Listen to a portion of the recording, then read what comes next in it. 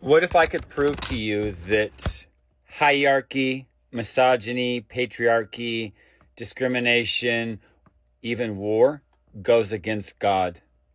I can prove that to you. Do you know how they talk about how about how gays are against the Bible?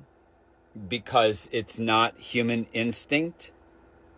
Because we're not born to be gay. Now, despite the fact that we can see it in almost all animals and the fact that it was added in the 1800s when King James of the Bible, the King James Version, the fifth version of the Bible, when King James, the guy who lived in a castle with his wife and 5 children, who had a corridor from his bedroom to his polyamorous gay lovers in a long-term relationship, he was the one who made it front and center and the reason why all the splinters in the church happened. Okay. So that is what the Christians use to validate their hatred for gays. Okay.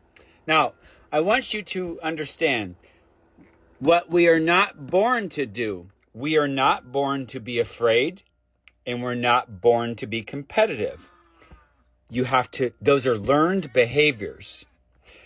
Now, you may not know all this, but for 5,000 years was very prominent that the 1%ers were using religion in its earliest form, spirituality, and sports to achieve their goals. The reason why you're taught sports as early as first grade is, unlike money being the root of all evil, which is not true, competition is the root of all evil. And let me explain. The reason why they teach you sports and the embedment of that into our society is because you need that.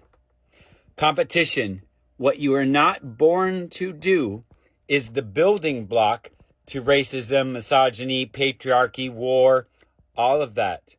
You cannot have any of that unless you're taught competition first. That all goes against God's will. Jesus Christ, who was horizontal morality, he believed people went through life on the same playing field. Nobody above, nobody below. Jesus spoke out against the church. He spoke out against the Romans. The flipping of the money-changing tables, there is a master thesis conversation that can be had about that. A master thesis conversation. He spoke out against the hierarchy. He spoke out about the demonization that the Romans, who then become the Vatican, who then become the capitalists, who then become America.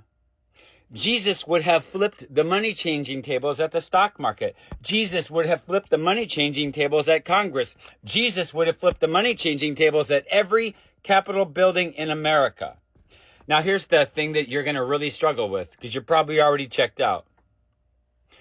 I have spent my life's understanding on this for 34 years. I was deep in religion. I was going to show you one of my tokens. Anyhow, deep in religion for 30 years. Started my religious deconstruction about 6 years ago. I have been unraveling it since. About 2 days ago, it clicked on me. There's a lot of things in the Bible that kind of speak out and against each other. I understand now.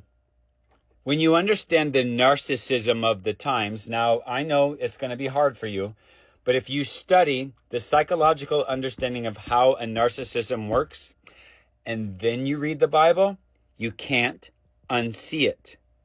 So what clicked with me about 3 days ago is they probably told Jesus, we're going to make you front man.